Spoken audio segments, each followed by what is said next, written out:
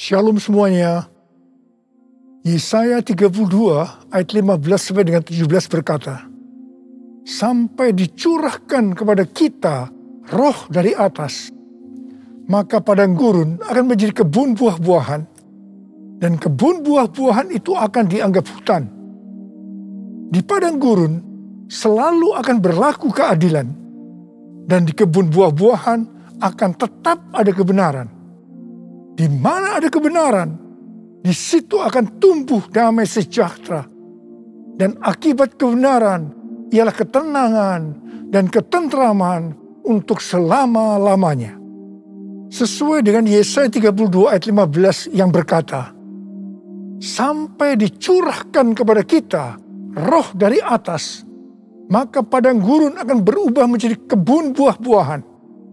Ini bisa diartikan bahwa orang Kristen padang gurun akan menjadi orang Kristen kebun buah-buahan hanya kalau ada pencurahan roh dari atas. Jadi, hanya kalau ada pencurahan roh dari atas, maka orang Kristen padang gurun akan berubah menjadi orang Kristen kebun buah-buahan. Dikatakan bahwa di padang gurun selalu berlaku keadilan, sedangkan di kebun buah-buahan tetap ada kebenaran.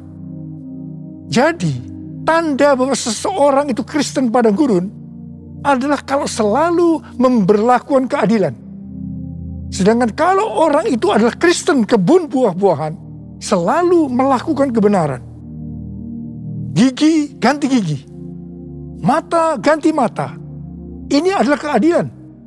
Tetapi Tuhan Yesus berkata, janganlah kamu melawan orang yang berbuat jahat kepadamu, melainkan siapapun yang menampar pipi kananmu, berilah juga kepadanya pipi kirimu. Kalau ada orang yang hendak mengadukan engkau karena mengingini bajumu, serahkanlah juga jubahmu. Dan barang siapa yang memaksa engkau berjalan sejauh 1 mil, berjalanlah bersama dia sejauh 2 mil. Ini adalah kebenaran. Kasihilah sesama manusia dan bencilah musuhmu. Ini adalah keadilan. Tetapi Tuhan Yesus berkata, kasihilah musuhmu dan berdoalah bagi mereka yang menganiaya kamu. Ini adalah kebenaran. Kalau kita melakukan kebenaran, maka kita akan mengalami damai sejahtera, ketenangan, dan ketentraman untuk selama-lamanya. Bukankah ini yang kita cari selagi masih ada di dalam dunia ini? Karena itu kita harus selalu berdoa. Curahkan Roh Kudus-Mu ya Tuhan. Penuhi aku dengan Roh-Mu supaya aku selalu melakukan kebenaran. Seperti yang dikatakan dalam Yohanes 4 ayat 23 dan 24. Bahwa Allah itu Roh. Dan barang siapa menyembah Dia, harus menyembahnya dalam roh dan kebenaran. Karena itu, Bapa menghendaki, Bapa mencari penyembah-penyembah benar, yaitu mereka yang menyembah Bapa dalam roh dan kebenaran. Ingat, jangan sampai kita menyembah Bapa dalam roh dan keadilan. Bukan rahasia lagi bahwa ada orang-orang yang berbahasa roh, tetapi mereka adalah Kristen padang gurun yang selalu memberlakukan keadilan.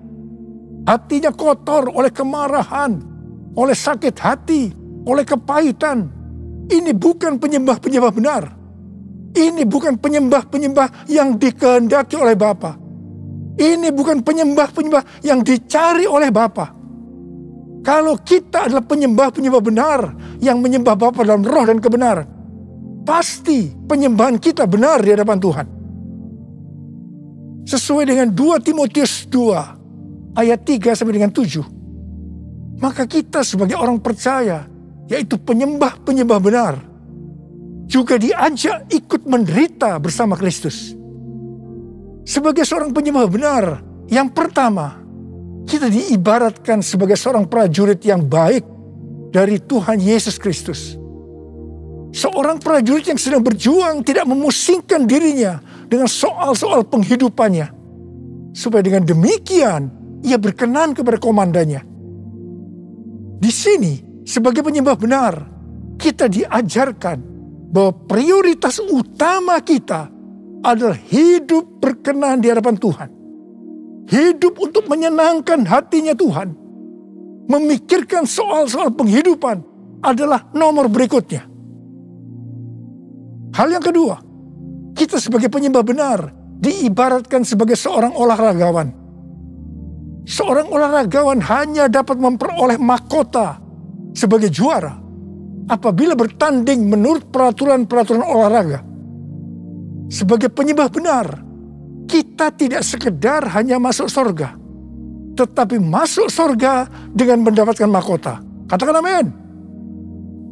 Untuk itu, kita harus hidup berdisiplin sesuai dengan kebenaran firman Tuhan dan rela mengorbankan hal-hal yang menghalangi kita untuk mendapatkan mahkota, termasuk mungkin hobi-hobi kita. Yang ketiga, sebagai penyembah benar diibaratkan sebagai petani yang harus siap bekerja keras dalam pengharapan akan tuaian, meskipun dalam waktu yang relatif lama. Dalam Titus 3 ayat 8 dikatakan, kita harus berusaha sungguh-sungguh melakukan pekerjaan yang baik. Artinya kita harus bekerja keras. Kita juga harus berusaha sungguh-sungguh supaya kita kedapatan tidak bercacat celah pada waktu kedatangannya. Untuk kita bisa mengerti akan semua hal ini, maka kita harus mengingat perkataan Rasul Paulus dalam 2 Timotius 2 ayat 7, yaitu Tuhan akan memberi kepadamu pengertian dalam segala sesuatu. Saya juga berdoa agar kita semua mengerti makna ajakan untuk ikut menderita bersama Kristus. Sebagai penyembah-penyembah benar, kita juga harus mengikuti tiang awan dan tiang api. Kalau mereka bergerak, kita juga harus bergerak. Kalau mereka diam, kita juga harus diam. Pada waktu zaman Musa, tiang awan dan tiang api bisa dengan waktu yang lama berada di satu tempat. Tetapi ada kalanya hanya beberapa jam saja. Mungkin mereka kadang-kadang tidak bisa mengerti. Tapi satu hal yang mereka lakukan, mereka taat untuk mengikuti gerakan tiang awan dan tiang api. Hal yang seperti ini yang juga kita harus lakukan sekarang dengan mengikuti tuntunan Roh Kudus. Bapa di surga, ku puji nama-Mu. Bapa di surga, ku puji nama-Mu. Ku cinta, ku puja, ku sembah selamanya. Bapa di surga, ku puji nama-Mu. Bapa di surga, ku puji nama-Mu. Bapa di surga, ku puji nama-Mu. Ku cinta, ku puja, ku sembah selamanya. Bapa di surga, ku puji nama-Mu.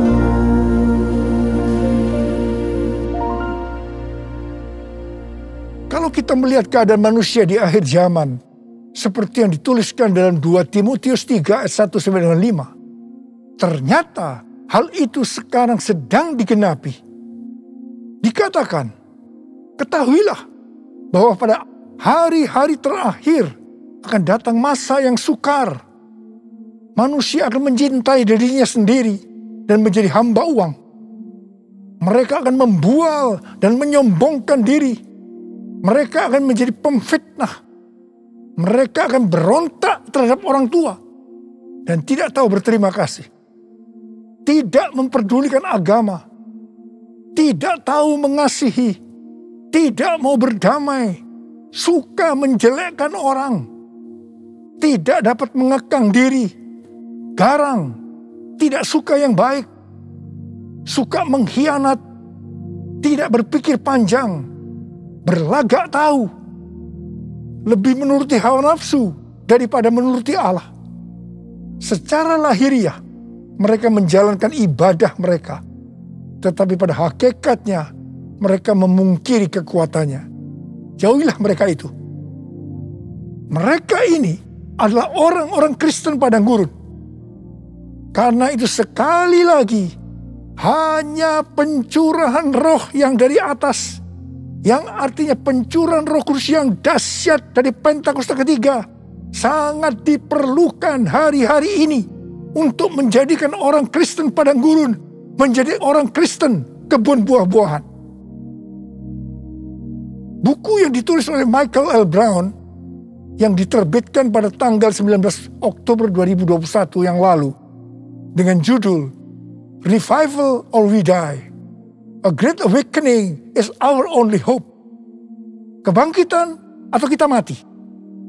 Kebangunan besar adalah harapan kita satu-satunya. Buku ini berbicara tentang keadaan kekristenan di Amerika. Kesimpulan dari buku ini adalah sebagai berikut. Amerika diambang kehancuran. Harapan satu-satunya adalah lawatan kuasa dan hadirat Allah. Dr. George Barna merilis hasil survei tentang anak muda di Amerika pada tanggal 6 Juni 2021. Dikatakan bahwa pelayanan Kristen yang dipraktikkan oleh gereja dalam 5 dekade terakhir tidak akan efektif untuk generasi anak-anak muda yang disebutkan sebagai generasi yang berbeda. Mereka ini tidak peduli terhadap bangsa Amerika, meragukan sejarah dan fondasi bangsa. Mereka mahir dalam teknologi, bebas secara seksual, labil emosinya, dan campur aduk kerohaniannya. Melihat semua ini, sekali lagi saya katakan, perlu adanya pencurahan roh dari atas, yaitu pencurahan yang dahsyat dari Roh Kudus di era Pentakosta ketiga ini. Kita patut bersyukur bahwa Tuhan membuat APT, yaitu Azusa Street Prayer Tower di Los Angeles, Amerika Serikat, yang akan terus berdoa supaya pencurahan Roh Kudus yang dahsyat dari Pentakosta ketiga terjadi. Izin penggunaan tempat untuk APT sudah keluar. Haleluya. Sekarang kita sedang mengajukan izin renovasi gedung. Ku mau selalu bersyukur, selalu bersyukur. Kau Tuhan yang setia, yang selalu menopang. Ku mau selalu bersyukur, selalu bersyukur. Kau Bapa-Ku yang setia. Ku mau selalu bersyukur, selalu bersyukur. Kau Tuhan yang setia, yang selalu menopang. Ku mau selalu bersyukur, selalu bersyukur. Kau Bapa-Ku yang setia. Kau Bapa-Ku yang setia. Pada waktu murid-murid Tuhan Yesus menantikan pencurahan Roh Kudus di kamar loteng Yerusalem, di mana disebutkan sebagai Pentakosta yang pertama, dikatakan dalam Kisah Para Rasul 1 ayat 14 bagian A, bahwa mereka semua bertekun dengan sehati dalam doa bersama-sama. Artinya mereka berdoa, memuji dan menyembah Tuhan dalam unity siang dan malam. Ini adalah prinsip restorasi Pondok Daud. Ini adalah prinsip menara doa. Setelah 10 hari mereka melakukan itu, Roh Kudus dicurahkan. Mereka dipenuhi Roh Kudus dengan tanda awal berbahasa roh. Setelah itu mereka dipakai Tuhan Yesus untuk melakukan amanat agung. Hari-hari ini, di era Pentakosta ketiga, kita harus melakukan hal yang sama, yaitu berdoa, memuji dan menyembah Tuhan dalam unity siang dan malam, supaya pencurahan Roh Kudus yang dahsyat dari Pentakosta ketiga terjadi. Sehingga amanat agung selesai. Dan setelah itu Tuhan Yesus datang kembali. Saya mempunyai kesaksian bagaimana dengan melalui Unity terjadi gerakan doa yang mengakibatkan kebangunan rohani yang dahsyat. Pada tahun 2002, Ibu Bridget, seorang pendoa syafaat di tempat kita, mendapatkan suatu penglihatan. Dia melihat saya memakai jas di sebuah stasiun kereta api. Kemudian ada suara, "Change destination, change destination." Waktu penglihatan itu disampaikan kepada saya mendapatkan pengertian bahwa akan terjadi perubahan dalam pelayanan saya. Ketika saya sedang bertanya-tanya kepada Tuhan tentang hal ini, tiba-tiba saya merasakan bahwa kemuliaan Tuhan yang membuat kita menjadi satu sesuai dengan Yohanes 17 turun ke atas saya. Apa yang saya alami? Terjadinya tekanan-tekanan dalam hidup saya sampai saya tidak tahan dan bertanya kepada Tuhan, "Ampuni saya Tuhan, kalau saya bersalah pada Tuhan, apa yang harus saya lakukan Tuhan? Ampuni saya." Tuhan menjawab, "Niko, selama ini kamu sombong, kamu arogan. Sekarang kamu harus melakukan dua hal. Yang pertama, turunkan nama gerejamu yang kau bangga-banggakan. Yang kedua, kamu harus meminta maaf kepada gereja-gereja lain. Mungkin selama ini dengan secara tidak sadar, karena pelayanan saya yang begitu sukses, membuat saya sombong dan membuat sakit hati gereja-gereja lain. Dengan tidak berpura-pura, artinya dengan tulus hati, saya melakukan apa yang Tuhan suruh. Di tengah-tengah saya melakukan itu, tiba-tiba roh rekonsiliasi turun. Ini terjadi antara saya dengan gereja-gereja lain, dan juga di antara gereja-gereja itu. Setelah terjadi rekonsiliasi, maka roh doa turun melanda Indonesia. Saya ingat bagaimana para pemimpin gereja sering berkumpul untuk berdoa bersama-sama. Rumah-rumah doa yang tadinya hanya berada di beberapa kota saja, tiba-tiba menjadi ratusan kota. Tahun 2003 diadakan NPC, yaitu National Prayer Conference di Gelora Bung Karno. Yang mana ini belum pernah terjadi di Indonesia. Pada waktu terjadi gerakan doa itu, tiba-tiba saya sakit alergi. Saya tidak bisa makan makanan yang enak, sebab banyak bumbu-bumbu makanan yang tidak bisa saya makan.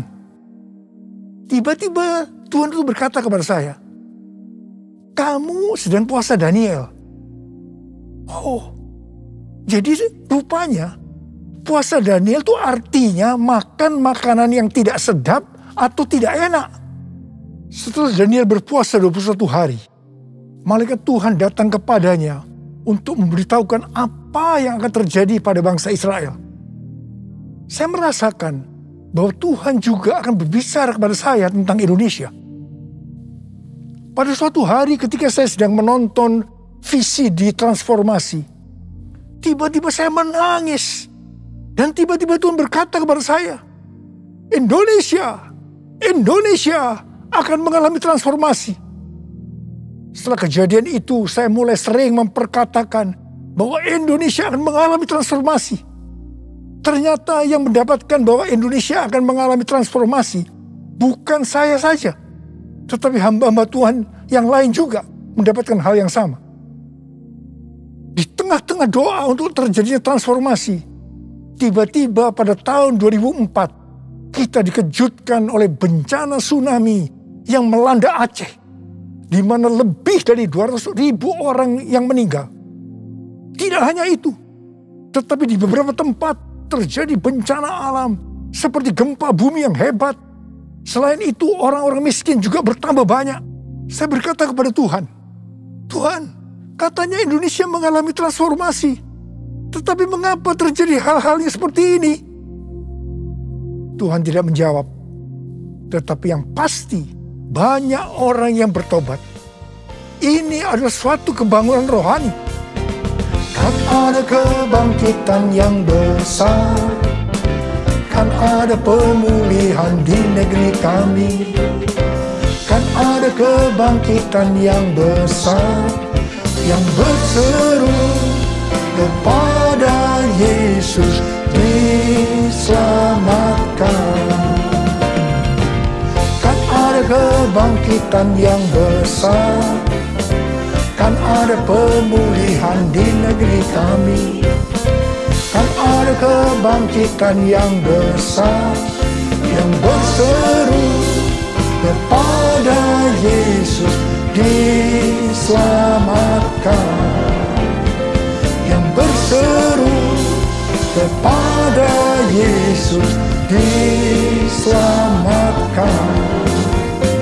Yang berseru kepada Yesus diselamatkan. Haleluya. Hari-hari ini kita sedang memasuki era Pentakosta ketiga, di mana kita sedang menunggu pencurahan Roh Kudus yang dahsyat dari Pentakosta ketiga, yang akan mengakibatkan penuaian jiwa yang terbesar dan yang terakhir sebelum Tuhan Yesus datang kembali. Pentakosta ketiga akan membangkitkan generasi Yeremia, yaitu anak-anak muda yang dipenuhi Roh Kudus, cinta mati-matian kepada Tuhan Yesus, tidak kompromi terhadap dosa, dan akan bergerak untuk menangkan jiwa. Pentakosta ketiga akan memberikan kuasa untuk menyelesaikan amanat agung.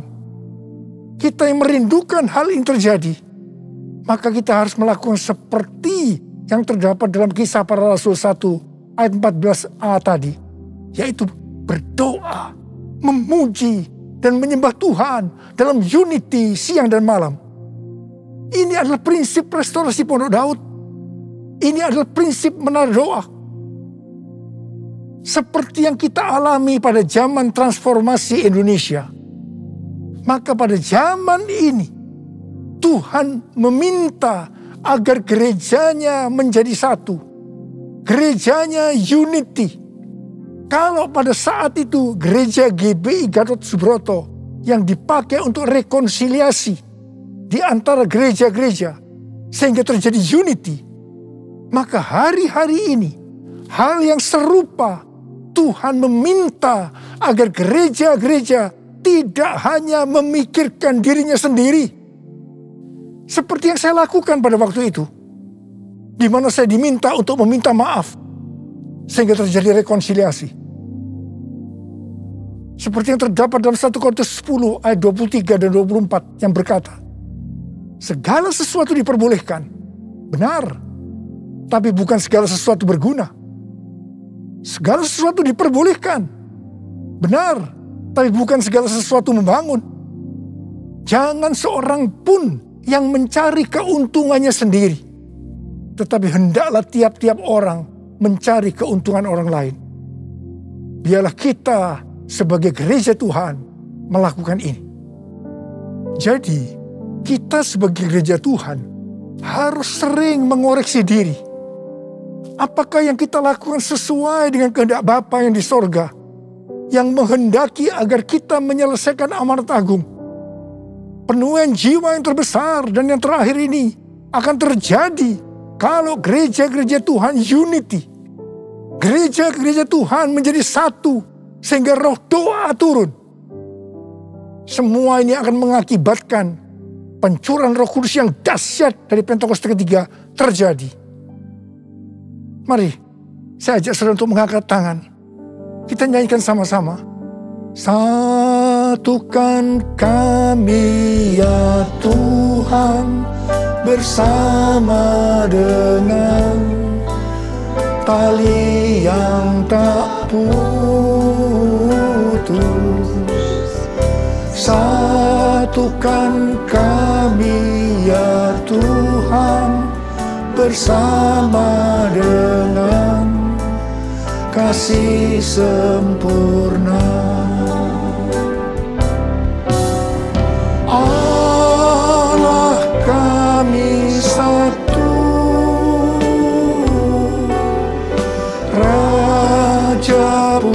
bersatulah. Tubuh Kristus satu, sebab itu ku nyanyi.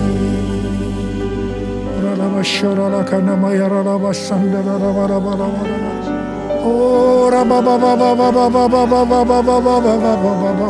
Tuhan, ya Tuhan, aku berdoa saat ini ya Tuhan, jadikan gerejamu Tuhan menjadi satu, unity ya Tuhan. Aku berdoa buat anak-anakmu, gerejamu agar mereka unity. Oh Tuhan, terima kasih, curahkan rohmu saat ini. Curahkan rohmu ya Tuhan, curahkan rohmu. Akan membuat hati kami menjadi lembut ya Tuhan.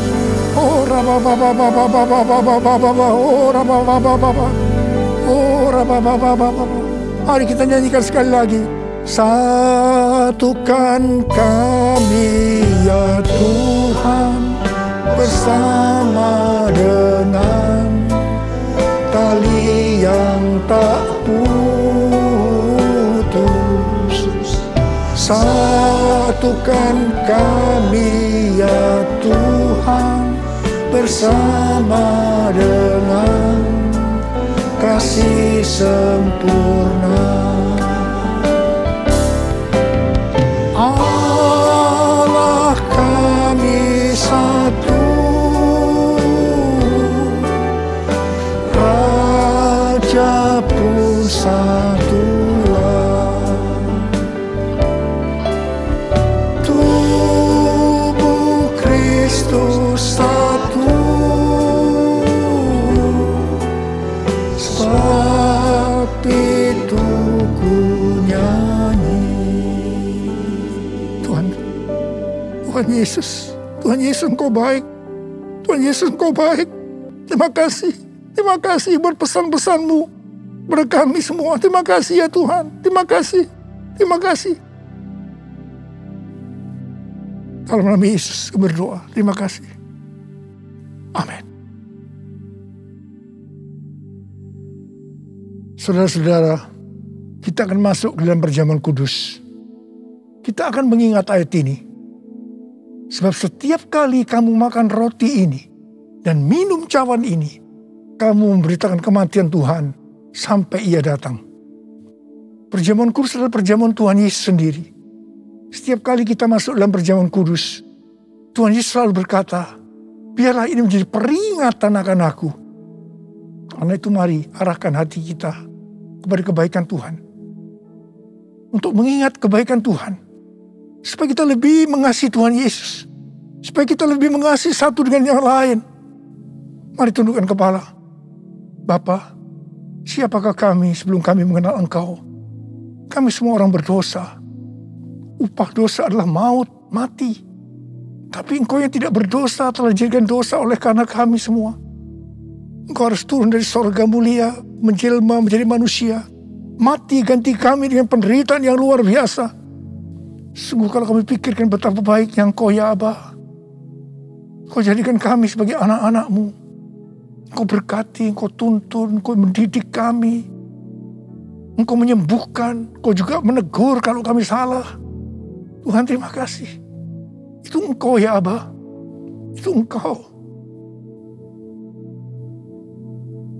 Tuhan akan memberkati kita semua melalui perjamuan kudus. Tapi Tuhan mau kita makan dan minum dengan cara yang benar. Karena itu masing-masing introspeksi. Lihat keadaan dirimu sekarang. Kalau ada hal-hal yang selama ini belum diselesaikan dengan Tuhan. Dan Tuhan ingatkan itu. Langsung mari kita minta ampun. Ampuni saya Tuhan. Ampuni saya Tuhan. Ampuni. Minta ampun. Kau melihat ya Abah. Kau melihat mereka anak-anak-Mu yang sedang berdoa untuk minta ampun padamu. Kau mengampuni ya Tuhan. Layakkan kami untuk masuk dalam perjamuan kudus. Terima kasih ya Abah. Terima kasih. Kami akan masuk dalam perjamuan kudus dengan hati yang penuh ucapan syukur. Dalam nama Yesus kami berdoa. Amin.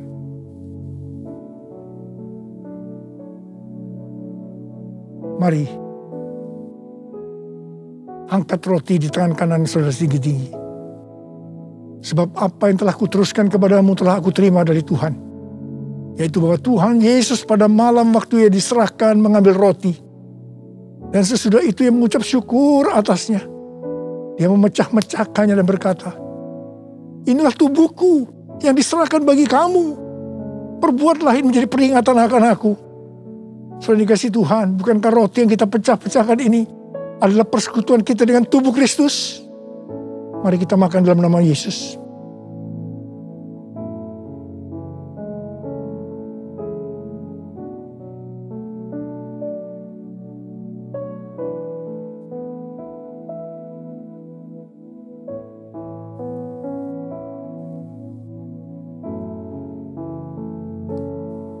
Mari angkat cawan di tangan kanan saudara tinggi-tinggi.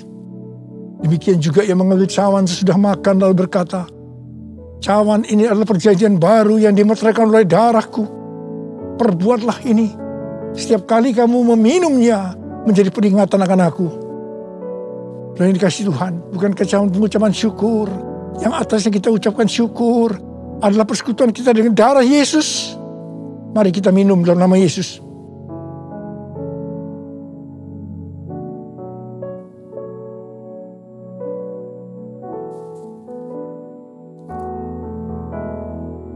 Mari angkat tangan kita di hadapan Tuhan. Ucapkan syukur. Dengan suara, jangan diam. Tuhan terima kasih. Tuhan terima kasih. Terima kasih ya Tuhan. Terima kasih. Oh terima kasih ya Tuhan. Terima kasih. Tuhan terima kasih. Tuhan terima kasih. Tuhan terima kasih. Terima kasih. Kami berdoa buat anak-anak-Mu. Ya Tuhan, kalau ada yang sakit, Engkau yang menyembuhkan mereka. Tuhan, mereka mempunyai bermacam-macam masalah. Engkau yang tolong mereka. Sembuh dalam nama Yesus. Terima mujizat Tuhan dalam nama Yesus. Dalam nama Yesus. Dalam nama Yesus. Sembuh dalam nama Yesus. Sembuh. Terima kasih Tuhan. Terima kasih. Terima kasih. Terima kasih. Terima kasih. Terima kasih. Terima kasih Yesusku, terima kasih Yesusku. Puji syukur hanya bagi Tuhanku. Terima kasih Yesusku, terima kasih Yesusku. Puji syukur hanya bagi Tuhanku. Terima kasih ya Tuhan. Terima kasih Yesusku, terima kasih Yesusku. Puji syukur hanya bagi Tuhanku. Terima kasih Yesusku, terima kasih Yesusku. Puji syukur hanya bagi Tuhanku. Puji syukur hanya bagi Tuhanku. Puji syukur hanya bagi Tuhanku. Terima kasih. Terima kasih ya. Terima kasih. Terima kasih. Terima kasih. Mari angkat tangan saudara, terimalah berkat Tuhan. Kasih karunia yang berlimpah-limpah daripada Allah Bapa dalam Anak yang tunggal Yesus Kristus. Persekutuan yang manis dengan Roh Kudus menyertai saudara sekalian mulai hari ini. Sampai Tuhan Yesus datang menjemput kita di awan-awan dan bahkan sampai selama-lamanya. Yang percaya bersama-sama katakan, Amin. Tuhan Yesus berkati saudara.